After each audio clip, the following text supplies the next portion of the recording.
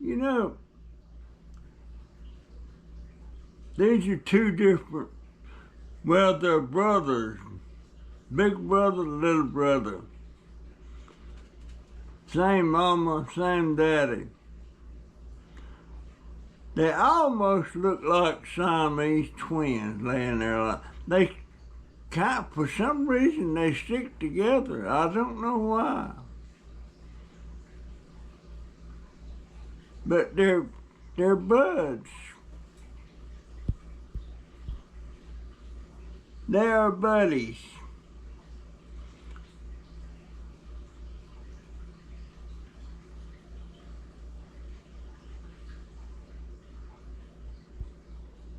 The biggest one's name is Salt.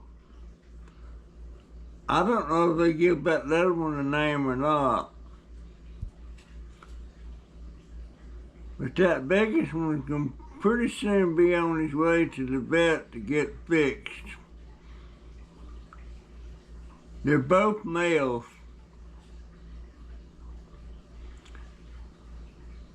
Plus, two different litters. Plus the mama right now, she's about to pop again.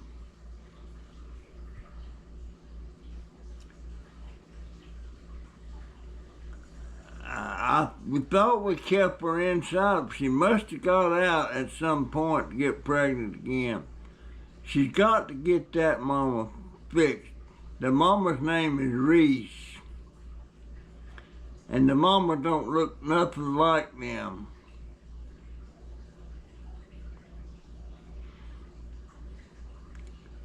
They're beautiful cats.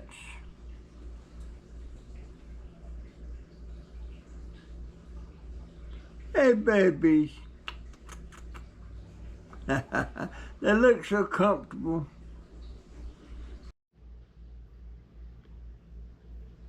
Hey, guys, I got some more trivia for you.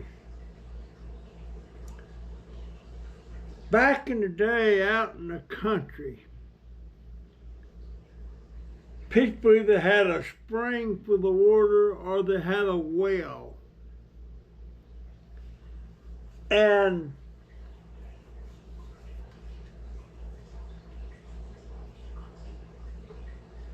for drinking water, you had to go out to the well and pump a bucket full of water. And then you set that bucket of water on the counter in the kitchen. And then you had a little dipper, long handle on it and a kind of a bowl like a dipper. And if you got thirsty, you dip that dipper in the water and get your drink. And then if you didn't drink all the water, you'd pour it out in the sink and hang the dipper back up there. You didn't wash it or anything, you drank after everybody. And what made me think about that a while ago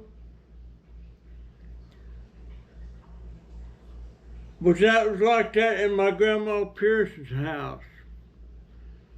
Had a big bucket of water there, you had a dipper. You got a drink of water, you hang the dipper back up.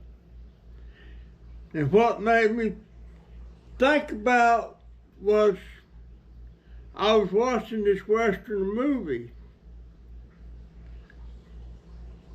And this cowboy come in and got him a dipper and dipped it in the water and got him a drink.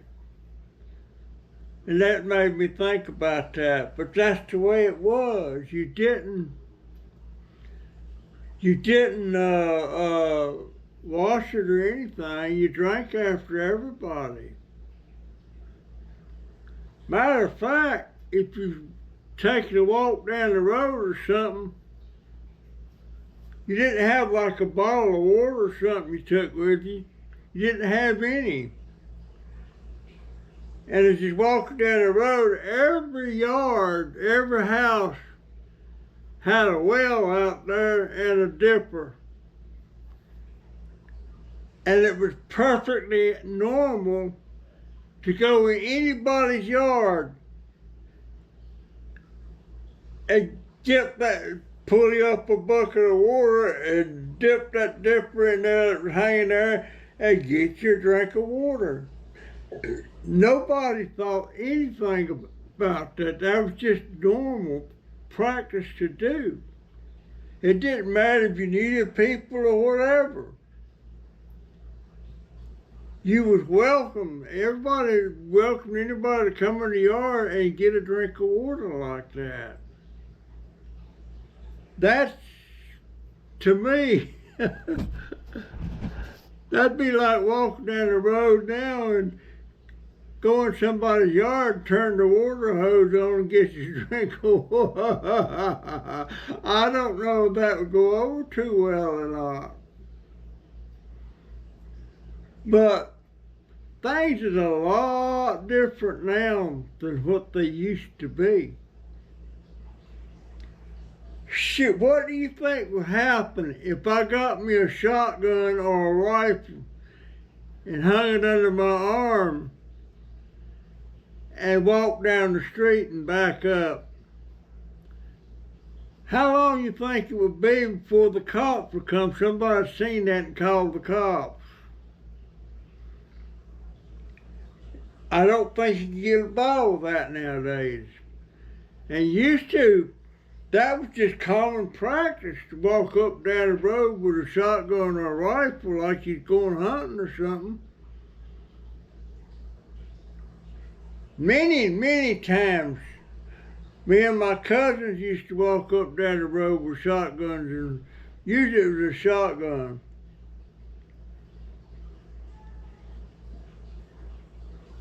Amazing that you think about it. Now you couldn't get away with it. And especially if you was a minor.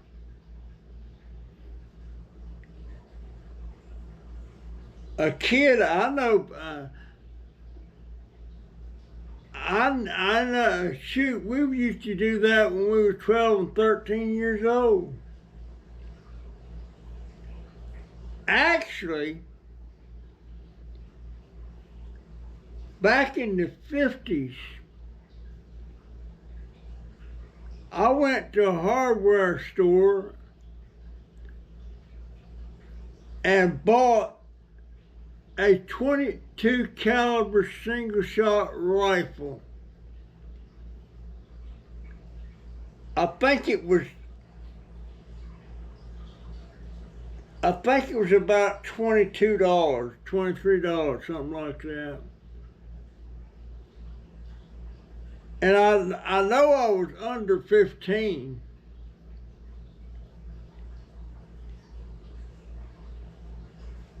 And I forget now, me and this friend of mine, we come up with the money somehow. I forget where we got that money. But we had enough money to, he bought a rifle and I bought a rifle.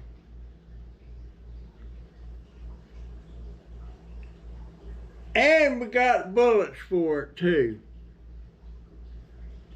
And we walked out the door of the hardware store with them rifles. One on, I carried mine on my shoulder, he carried his in his hand.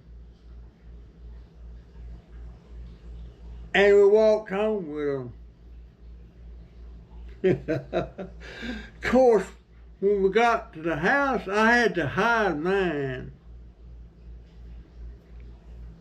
And I forget now what happened to that, because Daddy didn't, not my daddy, but my Yeah, it was my daddy. Not my mom, it was my daddy.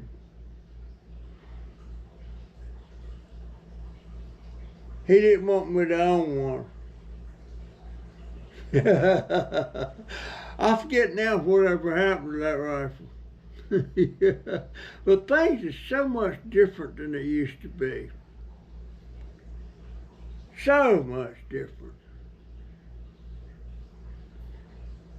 I mean, if I had a quarter, I could buy a pack of cigarettes.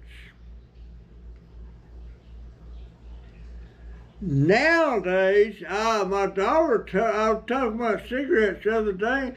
My daughter said that brand I smoked, that I last smoked, is almost $10 a pack.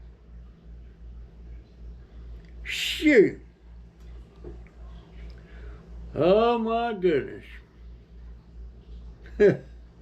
Things are so different. So different.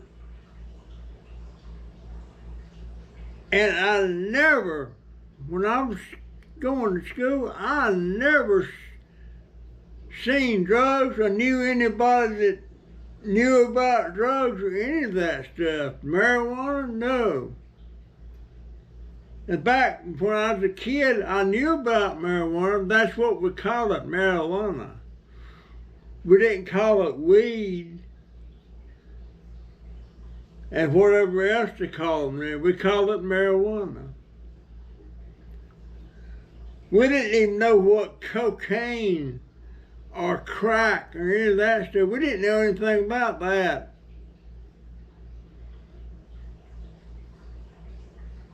Oh my, things have changed so much. Unreal. Unreal the difference. I mean, progress is great. But some things about progress, when it comes to certain things, it's not so great.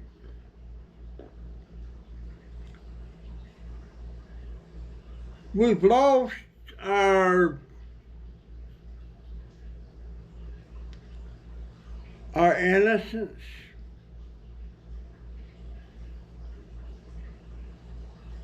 We've lost something along the way. We really have.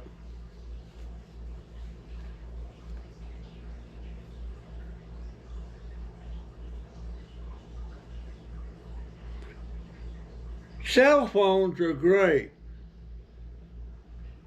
but anymore, when you see people out walking, they're packing a cell phone. If you're riding the bus somewhere, nobody's talking to anybody. They're all sitting there with their little cell phone playing them silly little games.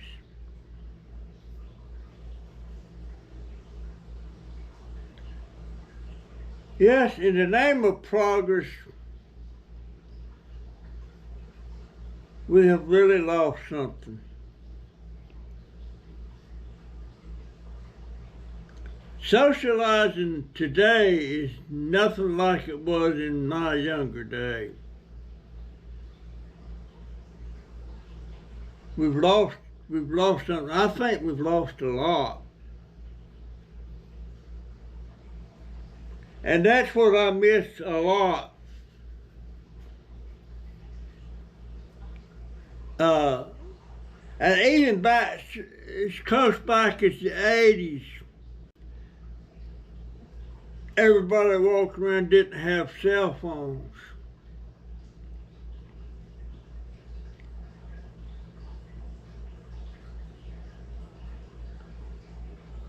But the first cell phone I ever had, it was a big deal. You know, you had to have it mounted in your car. You couldn't carry it around with you. Any of that stuff.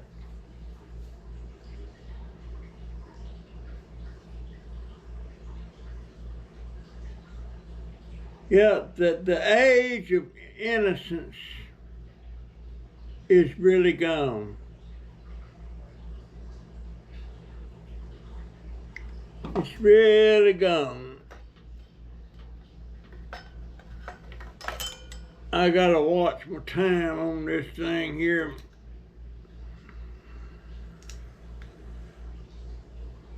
Gotta watch my time on this thing. I'll see what it is.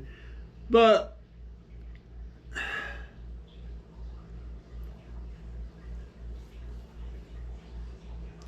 I guess we got to have progress.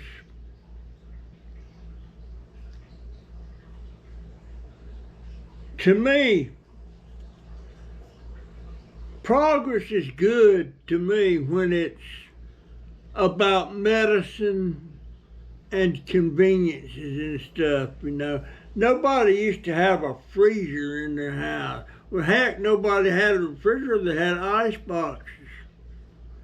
But now everybody's got refrigerators and chest freezers and stuff. We got a chest freezer here, not a big one. But that's good progress.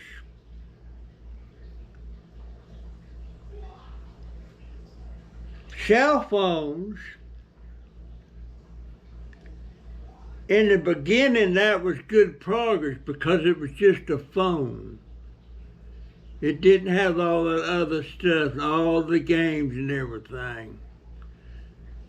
Now, would people be able to sit there and play games?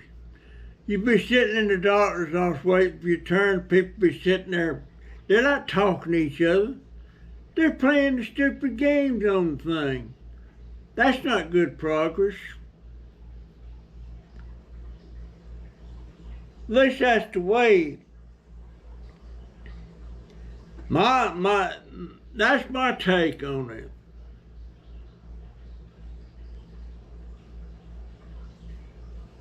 And back when I was a kid, when you're talking to adults,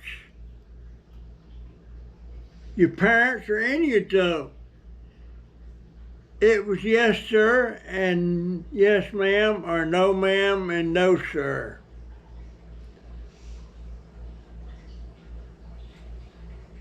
You never hear that anymore.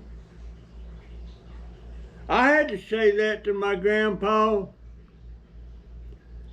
mainly my grandpa, but my grandmother sometimes would say yes ma'am.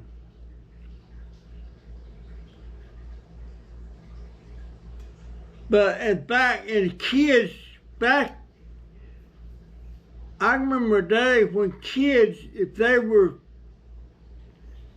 an adult around and you're talking to them or something, they couldn't say, call me Russell. They had to say Mr. Pearson, or Miss Pearson, or Daddy or Mama, you know, whatever. And the aunts and uncles, you couldn't call them by their first name. You had to say Aunt Rosa May, or Uncle Herman, or Uncle whatever, you know. That's the way it was. Yes, we've lost something.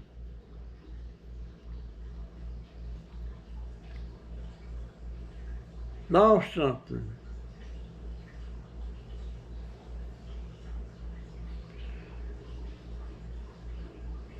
And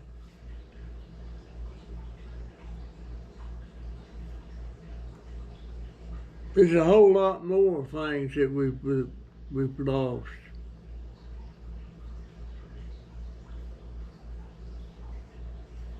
Yep, sure is.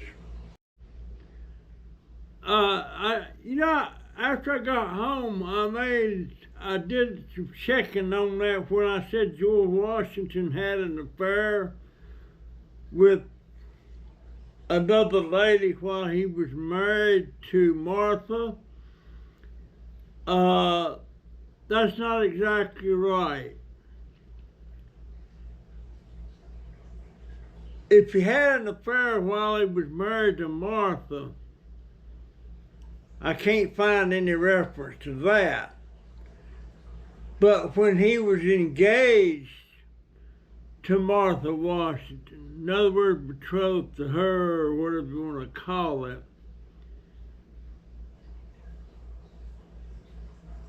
he was carrying on a romantic relationship with another lady. Then I was correct about her name being Sally, but it was Sally Fairfax. And there's a copy of a letter that he sent to Sally, a romantic letter. Sally, by the way, Sally was married too. Well, she was married. But at that time, George wasn't married to Martha, but he was engaged to Martha. So, I wanted to correct that.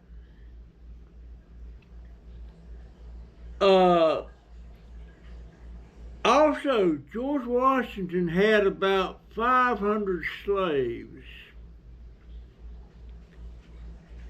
And in George Washington's will, that when he died, he wanted all these slaves given their freedom. However, but they weren't to be free until after Martha died. And I also seen a note about when George Washington, he had almost 500 slaves. But when he died, he didn't have but about 160 slaves. Also, more trivia about George Washington. He was the largest whiskey maker or liquor spirits distributor, or not distributor, but manufacturer in the colony, in the whole state, all of the states at the time, which was what, 13? And he used rye and corn that he actually grew on his plantation there. And there's one other thing. Oh, he grew hemp. You know, cannabis. But the cannabis he grew didn't have the real high content of the THC that's in today's cannabis. And he didn't grow it to smoke. He grew it, evidently it made the best ropes. They made ropes out of it. So I didn't know that. Didn't know that.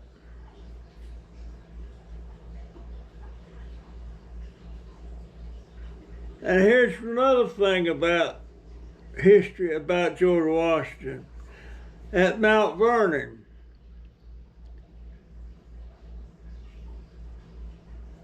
the toilet, the Johnny house they used, they call it the necessary room. And all the human waste didn't go in the hole and get buried.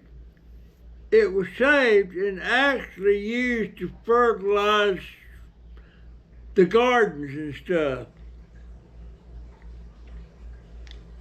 A lot of today that's not really frowned on, but that's the way that was. And that necessary room is still there today. It was kind of up high. And they used to go in down below and collect the waste and fertilize the plants. I'm going to do some research about medieval hygiene. You know, some of it's pretty gross. But anyhow, that's the story on George Washington. I want to do one about Benjamin Franklin. Benjamin Franklin was quite the ladies' man.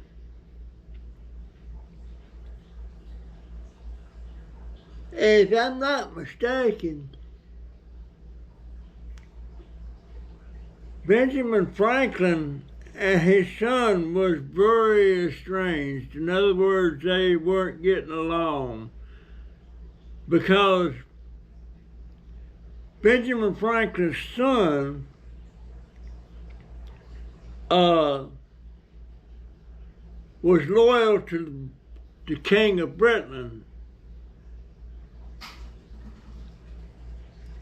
And of course, Benjamin Franklin, he wasn't, you know, he was for the colonies. Oh boy, I'm tired. Anyway, that's enough trivia stuff for today. That's my story. And I'm sticking to it, and I got the hiccups. So I'll see you in the next one. See ya.